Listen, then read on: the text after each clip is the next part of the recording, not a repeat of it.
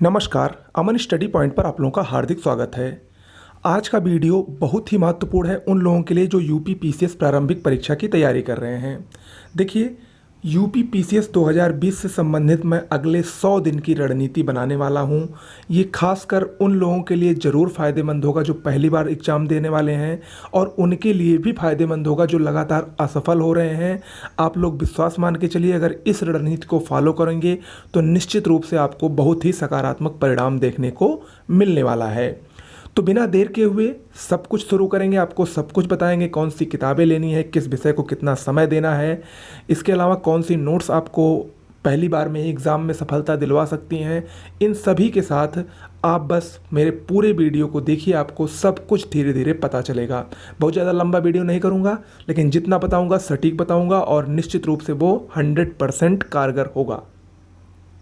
चलिए शुरुआत करते हैं। देखिए, यूपी पीसीएस 2020 में इस बार जिसका एग्ज़ाम डेट आ चुकी है, नया कैलेंडर जब संशोधित हुआ तो इसकी एग्ज़ाम डेट चेंज हुई और ये अब 11 अक्टूबर को होना है। 11 अक्टूबर को होना है, यानी आज से लगभग 105 या 106 दिन बचे हैं इसमें। ठीक है, 110 दिन मान के चलिए। 110 दिन में मैं अगले 100 दिन की रणनीति आपको बताने वाला हूँ। देखिए, यूपी पीसीएस जब से पैटर्न चेंज हुआ है, यूपीएससी की तर्ज पर बना है, तब से इसमें प्री एग्ज़ाम क्वालिफाई करना बहुत बड़ी चुनौती बन गई है। खासकर तब जब पदों की संख्या में निरंतर गिरावट आ रही है। 2020 में पदों की संख्या 2019 की तुलना में बहुत ही कम है। ऐसे में और इसके अलावा मेंस में क्वालिफाई करने वालों की संख्या में भी कमी कर दी गई है। तो ऐसे में अब प्री एग्ज़ाम में बहुत ही ज़्यादा कंपटीशन हो गया है। लेकिन इसका मतलब ये नहीं है कि आप लोग हाथ पर हाथ धरकर बैठ जाएं, हार मान लें, ऐसा बिल्कुल भी नहीं है। जो पढ़ रहा है उसका सिलेक्शन अभी भी हो रहा है।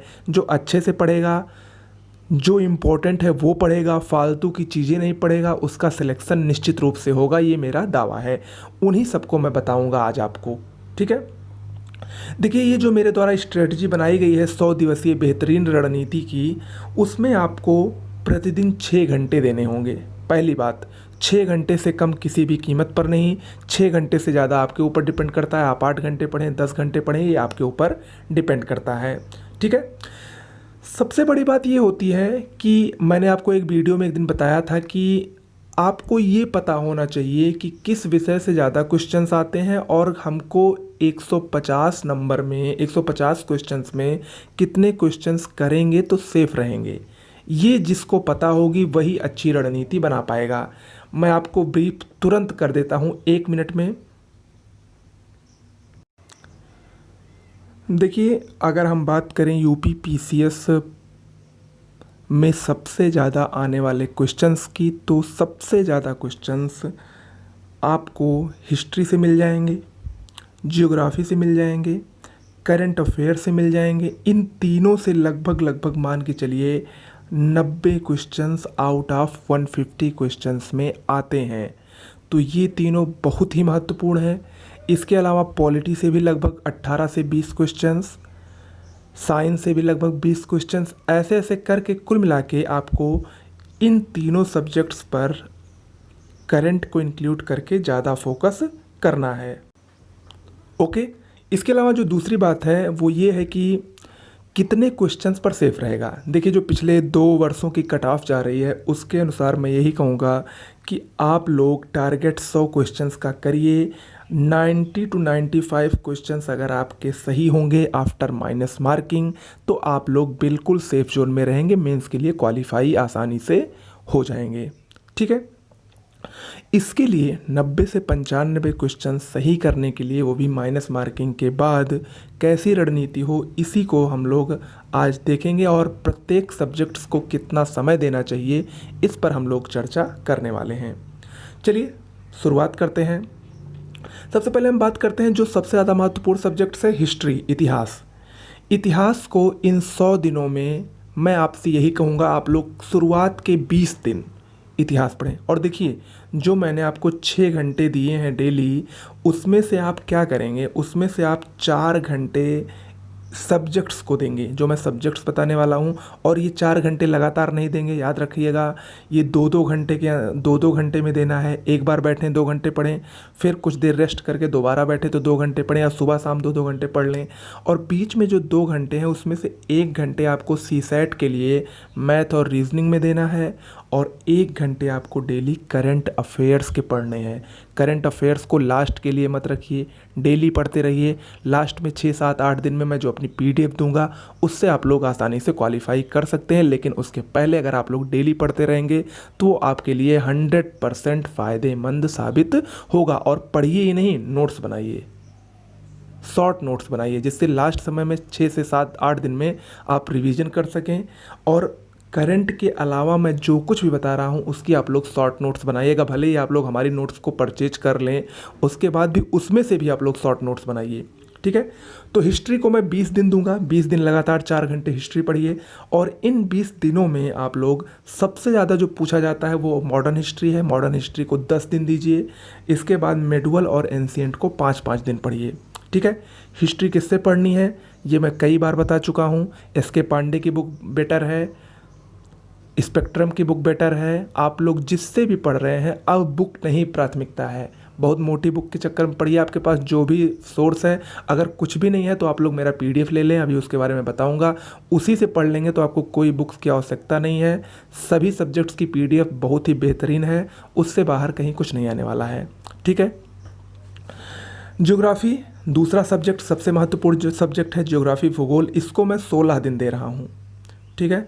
16 दिन में 10 दिन आप इंडियन ज्योग्राफी पढ़िए और 6 दिन आप वर्ल्ड ज्योग्राफी पढ़िए। 6 दिन में जो 7 महाद्वीप है, 7 महाद्वीप आप 5 दिन में पढ़िए, और 2 दिन में कुछ फिजिकल ज्योग्राफी के चैप्टर पढ़िए, जैसे वायुमंडल एटमॉस्फेयर वाला पढ़िए, महासागर की धाराएं पढ़िए, पृथ्वी की आंतरिक संरचना वाला, यानी जो प्री के लेवल का है उसको आप 2 दिन में आसानी से कवर कर सकते हैं।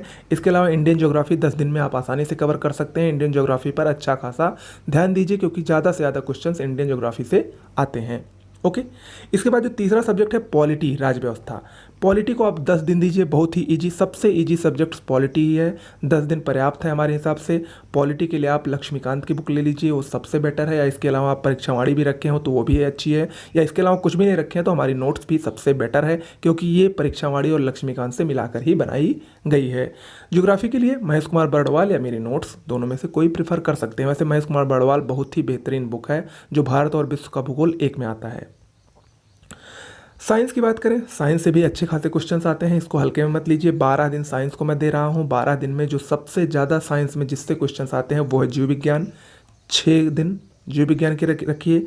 उसके बाद दूसरे नंबर पर भौतिक विज्ञान यानी फिजिक्स से सबसे ज़्यादा क्वेश्चन आते हैं, 4 दिन उसके लिए रखिए। और लास्ट में 2 दिन आप केमिस्ट्री यानी रसायन विज्ञान को दे सकते हैं, आसानी से 2 दिन में कवर हो जाएगा जो इंपॉर्टेंट क्वेश्चंस हैं। अगर आप लोग हमारी पीडीएफ ले लेंगे तो आप इस 12 दिन के बजाय उसको 7-8 दिन में तीनों सब्जेक्ट्स आसानी से कवर कर लेंगे, और उससे बाहर कुछ भी नहीं आएगा, ओके।